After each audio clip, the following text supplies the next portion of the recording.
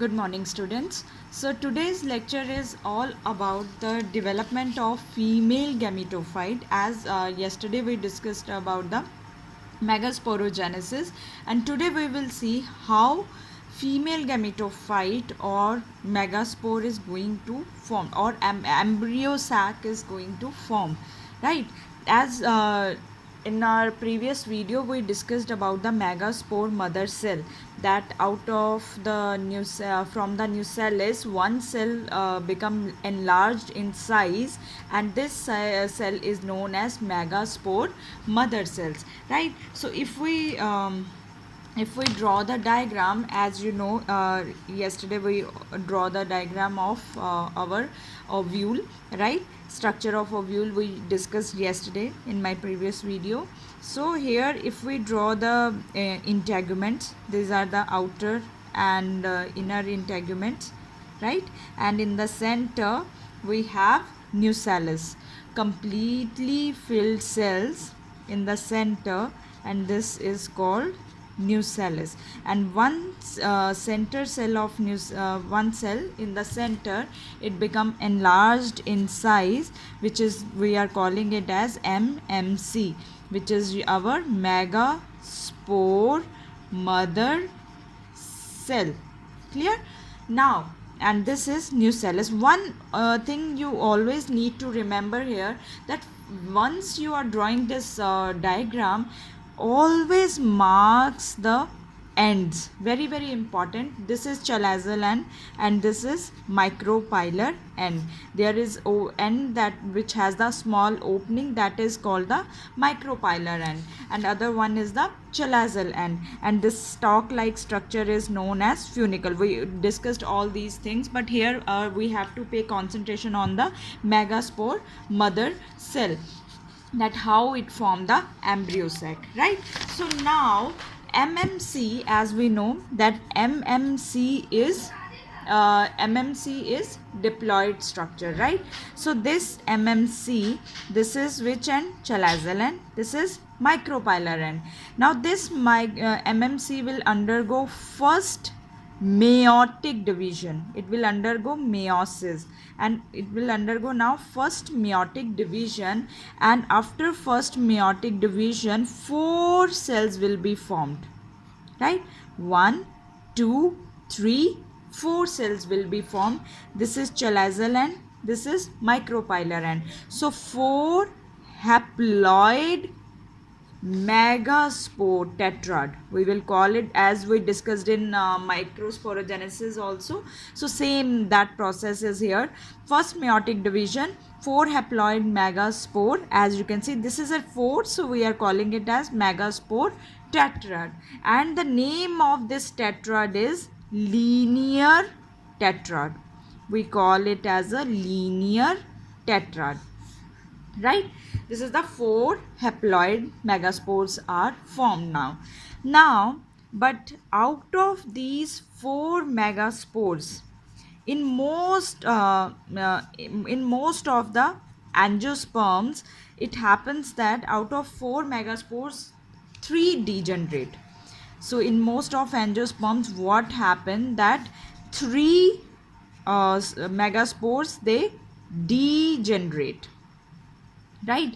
And which 3 degenerate? Which are present towards the chalazal end. They will they will degenerate. Only one will survive. So which kind of, now as diagram we can expect here, that we can show it in a dotted form, that this is 1, this is 2, this is our 3, and only 4 will survive. These 3 will degenerate. So these we are calling them as these are our degenerating megaspore. These are our degenerating megaspore, and this one is our survival. Only which one is surviving? So this is surviving megaspore. Clear? And these all are haploid. This end is micropylar end, this end is chalazal end. As I told you earlier also, that you have to mark the end compulsory. Now after this megaspore enlarges. Megaspore enlarges in its size, right? So what we can expect here now? One megaspore which enlarge in size, which is haploid. Now this megaspore will undergo some changes, right? So this megaspore will undergo now karyo. This is one megaspore. So this megaspore will now undergo karyokinesis. Karyokinesis means division of nucleus, and there it undergo three karyokinesis, or you can write down here mitotic division. So it will undergo three karyokinesis division, right? Three karyokinesis division of nucleus. So after this is chalazal end, this is our micropylar end. After first division, how many cells will be formed? 2. After 2, the second division, how many will be formed? 4. 1, 2, 3, 4. After third division, how many will be formed? 8. 1, 2, 3, 4, 5, 6, 7, 8. You can write down here that after first division, how many cells are formed? 2. After second division, how many cells will be arise? 4. And third division of karyokinesis, that will result in 8 nuclei, right? So now out of these 8 nuclei, what is happening? Out of these 8 nuclei, 3, I'm drawing it here again, 1, 2, 3, 4, 5, 6, 7, 8. Okay, now out of these, 3 will move towards the chalazal end, and another 3 they will move towards the micropylar end. So which kind of structure you can observe here? 1, 2, 3, 4, 5, 6, 7, 8, right? So you can write down here also that 3 will move towards chalazal end, right? And 3 will move towards micropylar end. M for micropylar end. Clear? So now after this structure, what will happen? Cytokinesis will take place. Cytokinesis means division of cytoplasm. So what structure we have now with us? We have this structure: 1, 2, 3, 4, 5, 6, 7, 8. And what is happening after this is cytokinesis. So after cytokinesis, now there will be formation of wall around these cells. One, then there will be another wall around this cell and another wall, right? Same way, there will be one wall, then there will be one large size cell, and there will be another wall, and 2 cells will be in the center. So after cytokinesis takes place only around the cells which are present towards chalazal end and micropylar end. That you need to know, that those cells which are present towards C for chalazal end and M for micropylar end. So we have formed the wall here. Now these cells which are present towards the chalazal end, they are known as antipodal cells, right? And 2 cells which are present towards the micropylar end, 2 small equal sized cells, they will be known as synergids. And 1 larger cell in the middle is known as egg, right? So these 2 synergids plus egg, this is known as egg apparatus. So synergids plus egg, this is called egg apparatus. Now two cells in the middle, they are known as polar nuclei. And all cells are haploid. All the cells which are present in this structure, which we call it as embryo sac, they are haploid. So what is the structure of embryo sac we have? These are three antipodal cells, two in the center, polar nuclei.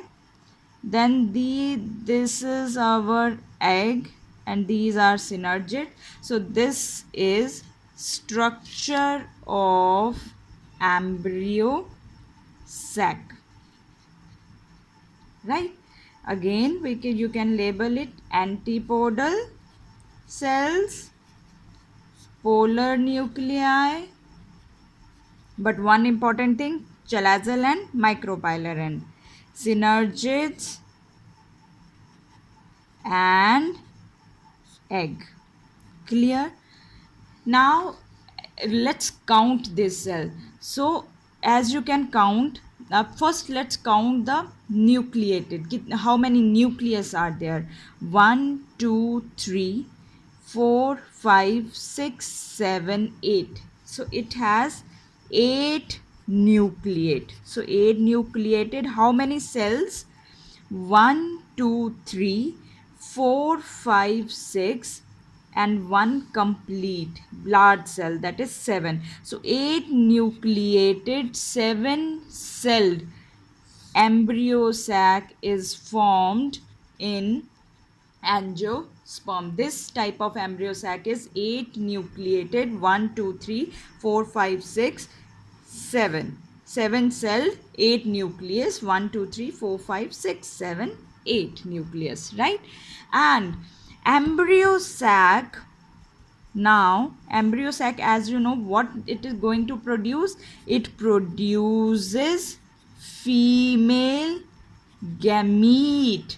Therefore it is called, what we did start with, female gametophyte. That is why it is called female gametophyte.